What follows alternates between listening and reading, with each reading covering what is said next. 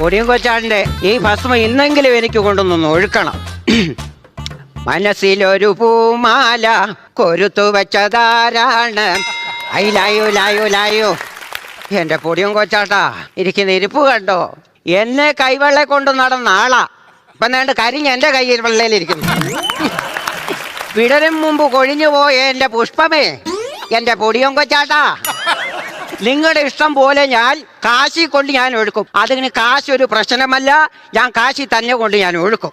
ഞാൻ റെയിൽവേ സ്റ്റേഷനിൽ വന്നടാ. എടാ നിനക്കറിയാവേ, അപ്പൂപ്പന്റെ ചിതാഭസ്മം ഒഴുക്കാൻ പോകുന്ന പറഞ്ഞു ഞാൻ വീട്ടിൽ നിന്ന് ഇറങ്ങിയതാ. ഗോവയ്ക്ക് പോകുന്ന കാര്യം ആർക്കും അറിയത്തില്ല. എന്റെ പൈസയോ?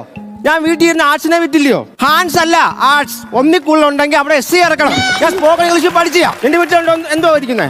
ആടില്ലയോ? പശു ഉണ്ടോ? എത്ര എണ്ണോ? 3 അപ്പം പശൂസ് അതിനെ വിട്ടിട്ട് പെട്ടെന്ന് വാ.